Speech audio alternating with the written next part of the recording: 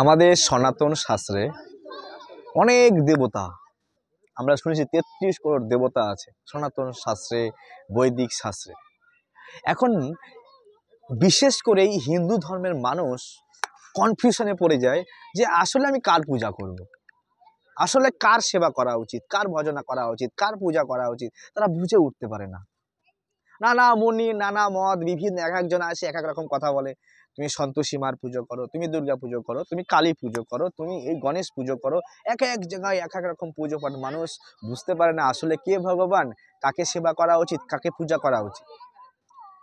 তো শাস্ত্রে খুব সুন্দরভাবে একটা জায়গায় বলা হচ্ছে যে যথা তরুর মূল নিষেচনেন তৃপ্তন্তি তাদের স্কন্দ ভুজ উপশাখা। যদি গাছের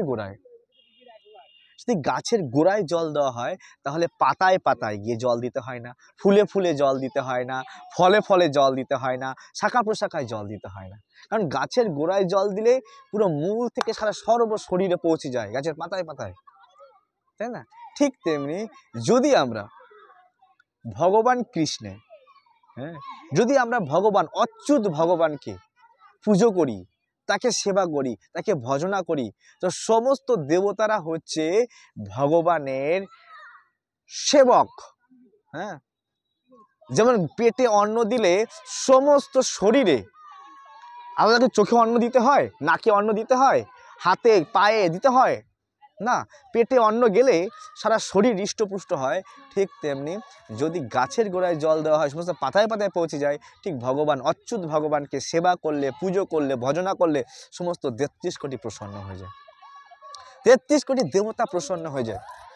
তো আমাদের কি করতে হবে? সেই অচ্যুত ভগবান কৃষ্ণকে ভজনা করতে হবে, তার সেবা করতে হবে। যদি আমরা তার সেবা করি তো সমস্ত দেবতা, শিব, দুর্গা, কালী, সমস্ত সবাই প্রসন্ন হয়ে যাবে। যেমন ব্রহ্মাজি বলছেন অনাদিরাদি গোবিন্দ সর্ব কারণ কারণম গোবিন্দম আদি পুরুষম তমহং ভজামি। আমি সেই গোবিন্দকে ভজনা করি। শিবও ঠিক একই কথা বলছে, পঞ্চমুখে ভগবানের নাম জপ করছে সকলে।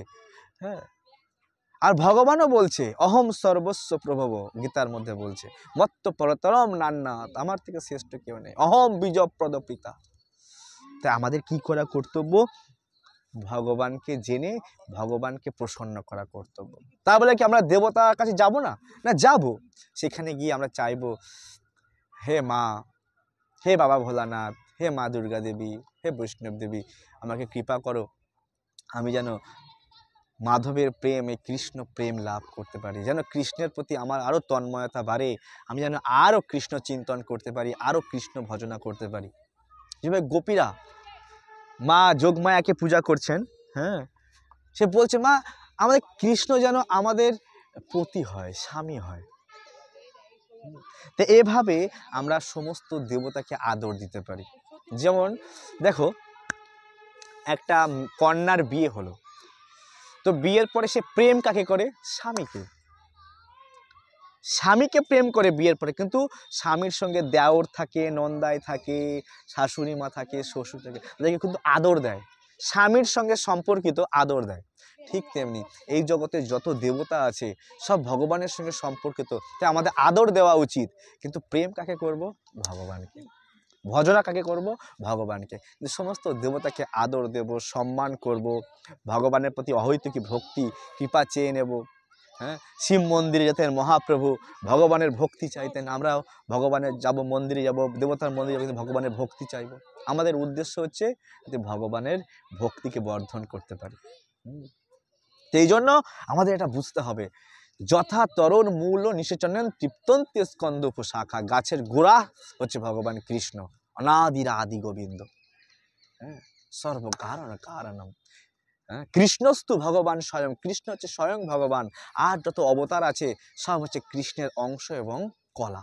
এটা আমাদের বুঝতে হবে। সেই স্বয়ং ভগবান কৃষ্ণকে যদি আমরা ভজনা করতে পারি তো সমস্ত অবতারেরা প্রসন্ন হয় এবং সমস্ত দেবতারা প্রসন্ন হয় এবং সর্ব সমাজ প্রসন্ন হবে। এই জন্য আমরা ভগবানকে ভালোবাসতে পারি, এতে আমার আত্মা প্রসন্নতা লাভ করবে। সবই পুংসাম পর ধর্ম, যত ভক্তির অধঃসজে। এই মানুষের সেটাই পরম ধর্ম, সেই অধঃসজ ভগবান শ্রীকৃষ্ণ, তাকে যদি সেবা করা যায়, প্রসন্নতা করা যায়, জয়া আত্মা সুপ্রসিদ্ধতি, এই আত্মা প্রসন্নতা লাভ করবে। যদি সে পরমাত্মা প্রসন্নতা লাভ করে, ভগবান অধঃসজ ভগবান কৃষ্ণ প্রসন্নতা লাভ করে। তাই এই জন্য এটা আমাদের প্রয়াস করতে হবে। হরে কৃষ্ণ।